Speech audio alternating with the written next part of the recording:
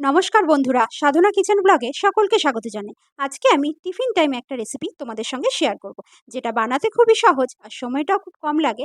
বাচ্চা থেকে বড় সকলেই পছন্দ করবে একটা হেলদি টিফিন রেসিপি, যেটাকে শর্টকাটে মোগলাই বললেও চলে। তাহলে এই টিফিন টাইম মোগলাই রেসিপিটা একবার দেখে নেওয়া যাক। এটা সন্ধ্যের টাইমে সকলের সঙ্গে শেয়ার করতে পারেন, অথবা বাচ্চাদের টিফিনেও রেসিপিটা দিতে পারেন, খুবই আনন্দ সহকারে খাবে। এবার রেসিপিটার জন্য আমি ময়দা নিয়ে নিয়েছি।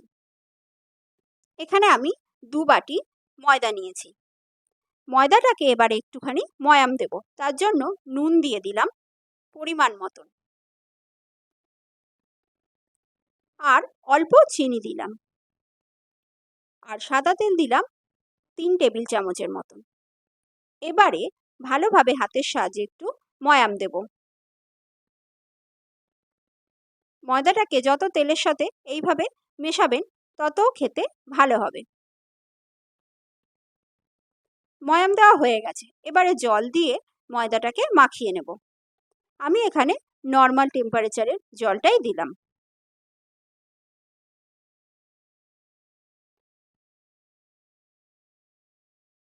এবারে ময়দাটাকে ভালোভাবে ঠেসে ঠেসে একটু মাখিয়ে নিতে হবে।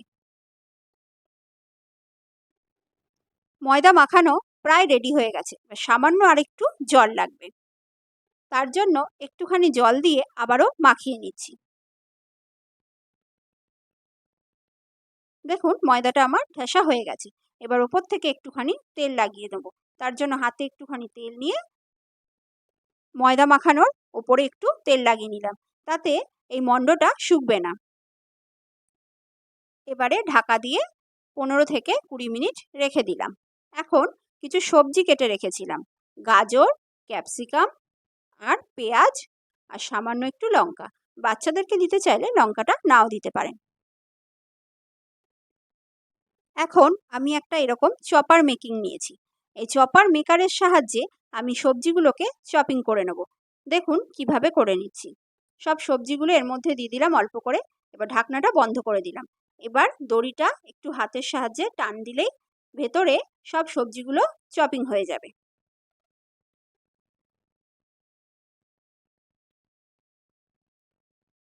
এবার ঢাকনাটা খুলে দিয়েছি। দেখুন কত সুন্দর চপিং হয়ে গেছে। এটাতে করার কারণ হলো সময়টা খুবই কম লাগে, তাড়াতাড়ি চপিং হয়ে যায়।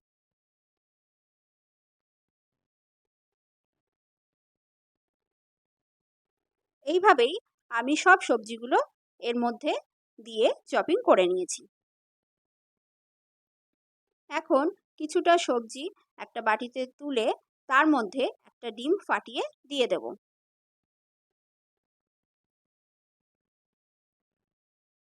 ডিমটা দেওয়ার পরে পরিমাণ মতন অল্প নুন দিয়ে দিলাম, আর একটু চাট মশলা দিলাম।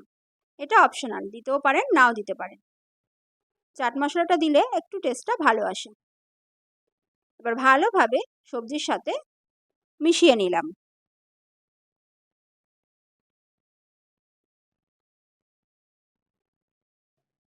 দেখুন আমার মেশানো হয়ে গেছে।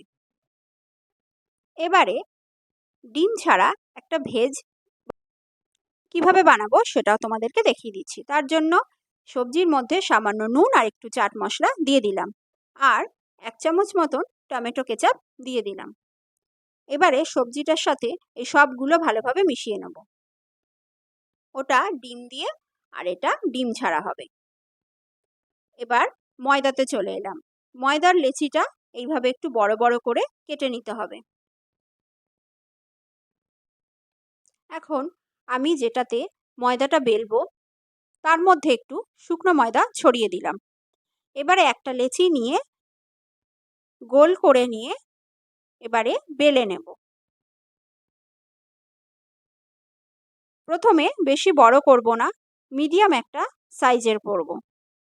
দেখুন মিডিয়াম সাইজের একটা গোল করে নিয়েছি। এখন এর মধ্যে ডিম দেওয়া সবজির পুরটা দিয়ে দিলাম। এবার দুটো পিঠ এইভাবে মুড়ে নিতে হবে।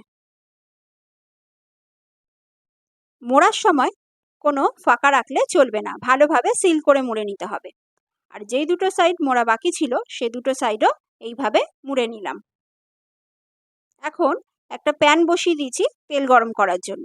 সেই প্যানের মধ্যেই এই মোগলাইটা দিয়ে দেব।